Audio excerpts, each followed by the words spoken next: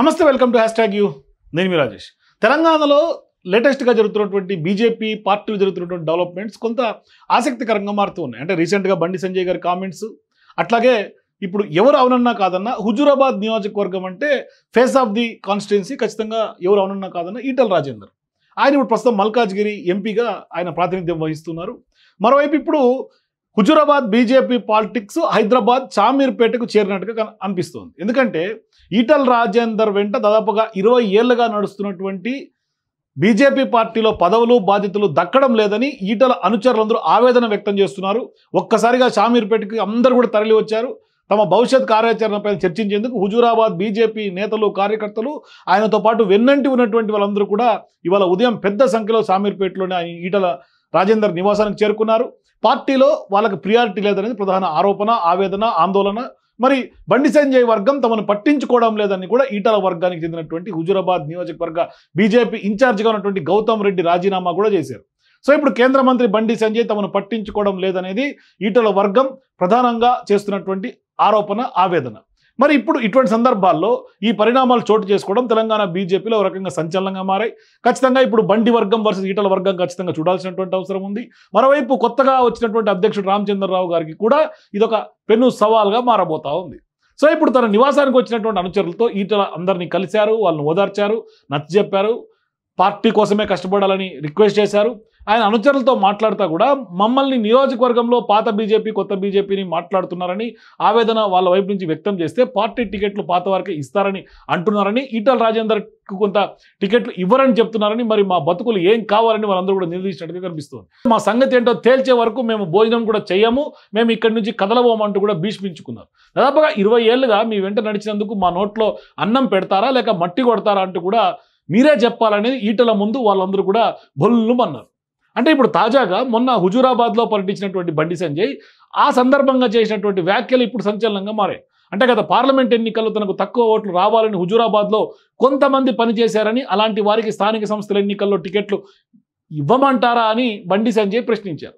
అదే ఇప్పుడు బీజేపీ హుజూరాబాద్ బీజేపీలో చిచ్చుపెట్టింది, స్టేట్ వైడ్ బీజేపీలో కూడా చర్చకు దారితీసింది. మరి బీజేపీలో వర్గాలు ఉండవు, ఉండకూడదు, అలాంటి వారికి పార్టీలో స్థానం లేదన్నారు. ఎవరైనా వర్గాలు మెయింటైన్ చేయాలని అనుకుంటే అది వారి మూర్ఖత్వమే అవుతుందని, వ్యక్తి కోసం పనిచేసే పార్టీలో ప్రోత్సహించమని హెచ్చరించారు. మరి పార్టీ కోసం పనిచేసినటువంటి వాళ్ళని ఆదరిస్తాం, ఆదుకుంటాం, నిధులు ఇస్తాం, అలా కాదని కొందరు గిరిగీసుకుంటే మరీ వర్గాలను ప్రోత్సహించే ప్రయత్నం చేస్తున్నారని కూడా కొందరు వ్యాఖ్యానించారు.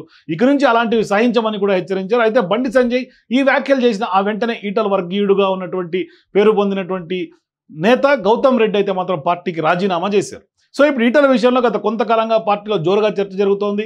రాష్ట్ర అధ్యక్ష పదవి ఈటలకు దక్కబోతున్న టాక్ బలంగా వినిపించింది గతంలో. కానీ చివరి నిమిషంలో కొంత మ్యాజిక్ జరిగి ఏది జరిగిందో రాజకీయంగా జరిగింది. కానీ కొంత అధిష్టానం అయితే రామచంద్రరావు గారి పేరుని ఖరారు చేసింది. అధిష్టానం తీసుకున్నటువంటి నిర్ణయం పైన బీజేపీ శ్రేణుల్లో ఒకంత విస్మయం వ్యక్తమైంది. అయినా ఈ నిర్ణయం పట్ల అసంతృప్తితో ఎమ్మెల్యే రాజాసింగ్ పార్టీకి రాజీనామా చేయటం, తర్వాత రాష్ట్రం నెలకొన్నటువంటి పరిస్థితుల నేపథ్యంలో ఈ పదవి ఈటలకి దక్కి ఉంటే పార్టీలో కొంత ఉత్తేజం వచ్చేదని సొంత పార్టీతో పాటుగా తెలంగాణలో ఉన్నటువంటి రాజకీయ వర్గాలు, అట్లాగే ఆయన మద్దతుదారులే కొంత సోషల్ మీడియా వేదిక ద్వారా లేకుంటే బహిరంగంగా చర్చించుకున్నటువంటి పరిస్థితి కనిపిస్తుంది. ఇంతలోనే హుజూరాబాద్లో చోటు చేసుకున్నటువంటి పరిణామాలకు బండి సంజయ్ వర్గం వర్సెస్ ఈటలగా ఒక వర్గపోరుగా తెర మీదకి వస్తుంది. అసలే త్వరలో స్థానిక సంస్థల ఎన్నికలు వస్తున్నటువంటి నేపథ్యంలో ఇటువంటి పరిణామాలు కొంత ఇబ్బందికరమైనటువంటి పరిస్థితులకు దారితీస్తుంది. మరి ఈ తరుణంలో ఈ చిచ్చు రాజుకోవటం, ఈ క్రమంలో తన అనుచరులకు ఈటల కొంత దిశానిర్దేశం చేసినటువంటి నేపథ్యంలో ఆయన ఏం మాట్లాడారు, ఏం దిశానిర్దేశం చేశారో చిన్నగా, షార్ట్గా, క్రిస్ప్గా చిన్న చూపిస్తాం మీకు, ఒకసారి చూడండి. కొంతమంది రకరకాల ఈ మధ్య సోషల్ మీడియాలో వస్తే సోషల్ మీడియాని నమ్ముకొని బతికే కొంతమంది ఉంటారు. అబద్ధాల పునాదుల మీద బతికే వాళ్ళు కొంతమంది ఉంటారు. వాళ్ళ బతికే కుట్రలు, కుతంత్రాలు చేసే వాళ్ళు ఉంటారు. కానీ మనం దానికి విరుద్ధమైన సంస్కృతి నుంచి వచ్చిన వాళ్ళం. మనం స్ట్రైట్ ఫైట్ తప్ప స్ట్రీట్ ఫైట్ రాదు మనకు. మనం ధీరంతో కొట్లాడతాం తప్ప కుట్రదాలతో కొట్లాడటం కాదు. మనం ఈ కుట్రలని, ఈ కుతంత్రాలని మీదికొక మాట లోపలికొక మాట మాట్లాడటం ఏదైతే మీరు అంటున్నారో వాళ్ళ సంగతి తేల్చాల్సిన శక్తి, సత్తా, దాన్ని ఛేదించేటువంటి కర్తవ్యం ప్రజలకు మాత్రమే ఉంటుంది తప్ప మన చిన్నవాళ్ళం అనుకుంటారు. ఇవన్నీ విషయాలు తెలుస్తాయా, గింత దాకా పోతుందా? కానీ కాలం చాలా గొప్పది.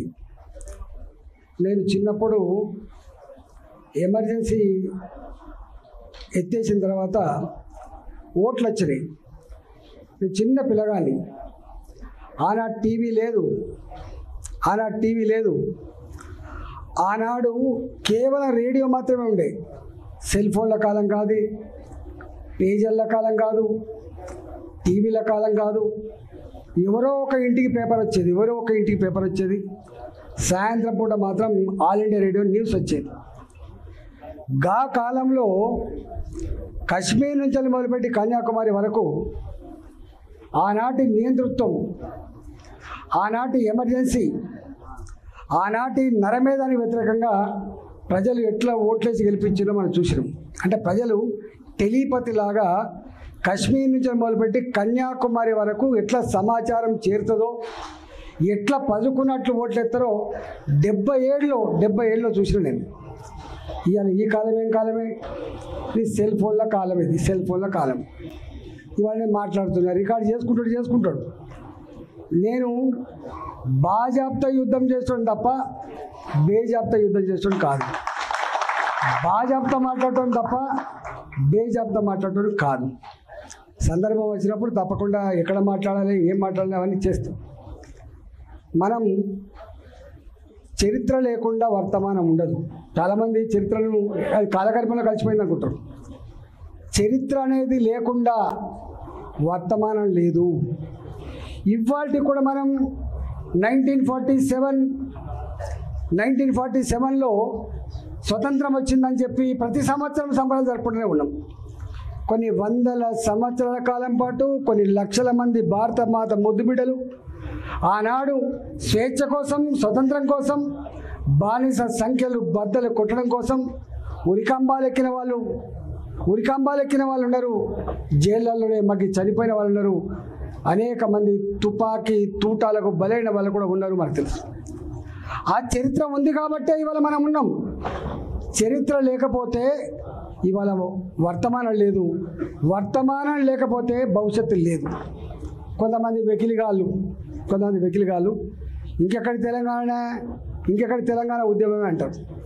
ఇవాల్టి కూడా హుజురాబాద్ ప్రజానికానికి చిరస్థాయిగా వాళ్ళ గుండెల్లో నిలిచిపోయే సన్నివేశాలు తెలంగాణ ఉద్యమ ఘట్టాలు మాత్రమే.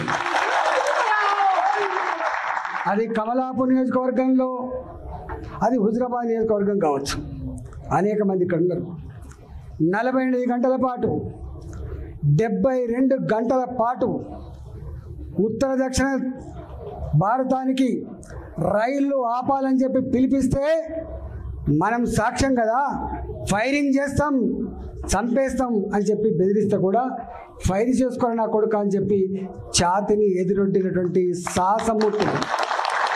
సాహసమూర్తున్న గడ్డ హుజురాబాద్ అనేక త్యాగాలకు, చైతన్యానికి, ముక్కుసూటితనానికి మారుపేరుగా ఉన్న గడ్డ హుజురాబాద్ అడ్డా. అక్కడ నేను ఎమ్మెల్యే అయినా, అక్కడ నన్ను ఎమ్మెల్యే గెలిపించుకున్నారు వాళ్ళు. ఇలా చాలామంది ఇక్కడ ఉన్నారు.